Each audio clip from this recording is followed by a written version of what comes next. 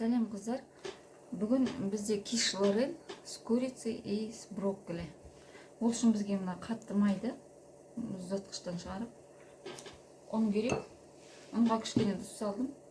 Түркіден өткізіп, бір жылтық жұмыртқаның сарысымен қамыр илейміз. Қамыр илеп отқанда ұнды бетіп түркіде былай нетсеңіздер, май жабыспайды онша. Түркіден өткізіп алдық. Енді бір жылтық қосамыз. Кішкене салқын су қосуға болады, егер тестіміз бірікпей жатқан жағдайда.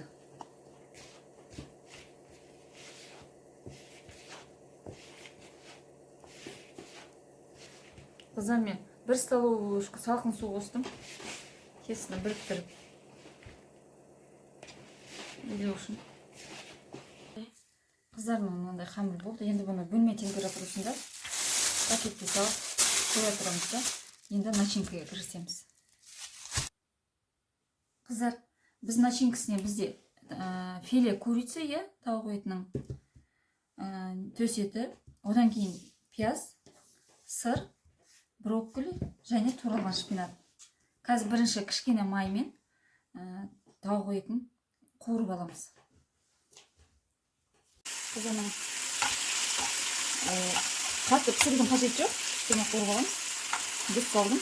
Жүз бұрыш. Өздеріңіз қалауларыңыз бойынша.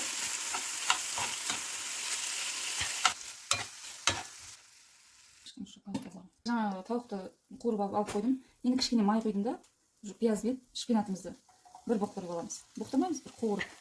Бланшировать етіп дейді ғой. Жұмсартып алғанша. Онда қатты пісірудің қажет жоқ.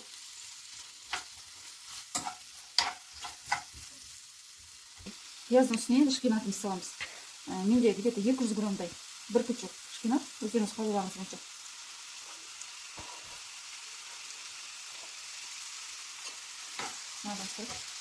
Жұмсарғасын шпинат өзі азаяды. Қыздар, енді жаңа қамырымызды салып, начинкамызды пісіріп алдық қой, енді қамырымызды жаямыз. Кішкене ұн себеміз. Бізде песочный қамыр ғой, бұл французский киш пирог болғаннан кейін. Француздар кеш деп атайды. Менде мынандай форма, 25 диаметр.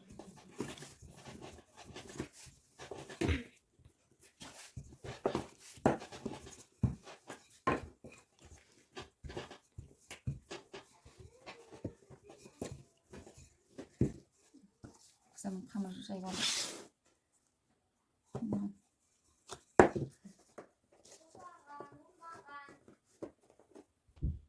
Қыздар, қамырымызды табамызға жайып алдық. Енді курицамызды саламыз. Грамдарын бәрін астына жазып кетейін. Қыздар, мына курица мен мына екеуін араластыру салу керек негізі. Мен бірінші мынаны салып қойдым, енді мынаны. Келесі жолы сіздер мынаны араластырасыздар тауықты.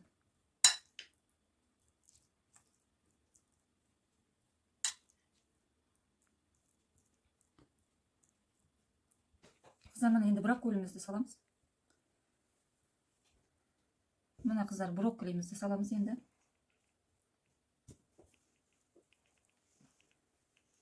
Помидор черри пайдалану керек. Менде помидор черри болған жоқ, қыздар. Мен кішкене помидорды алып кестім.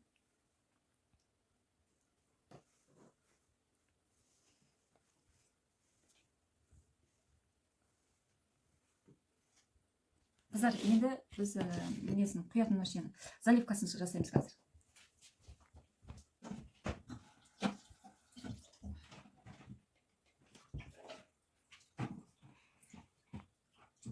Заливкасына менде 2 жұмыртқаны елкіден әкейін араластыра аламыз.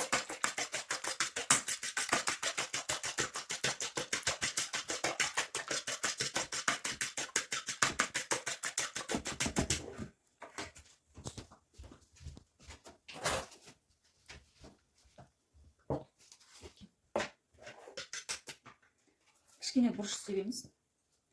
Енді бұрыш қаламасаңыздар, сеппесеңіздер де болады. Менде мынандай с травами соль, тоже кішкене себем. Сыр тұзды болса, тұзды сырлар болады, онда тұзды қажет жоқ. Енді мынаған менде кілеге сливки 33%. 20%-тен жоғары сливки қоя берсеңіздер болады. Араластырамыз.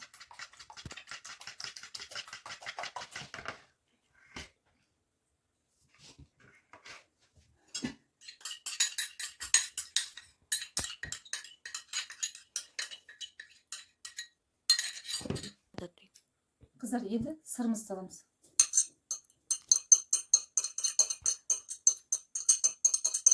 Сырды чурканың үлкен көзінен өткізіп аламыз да. Енді осыны араластырып мынаған құйып шығамыз бетіне. Кішкене ыдысқа жасасаңыздар болады. Мен мынаны жасадым. 180 градустағы менің пешім қызып тұр. 180 градуста жарты сағатта пісіріп аламыз.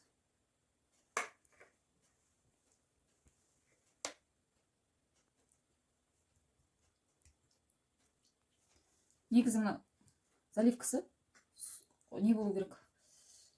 Қоюлау болу керек.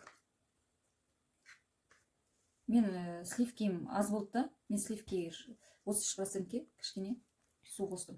А сіздер сливкелеріңіз жетсе, су қоспай заливканы қою қылыңыздар.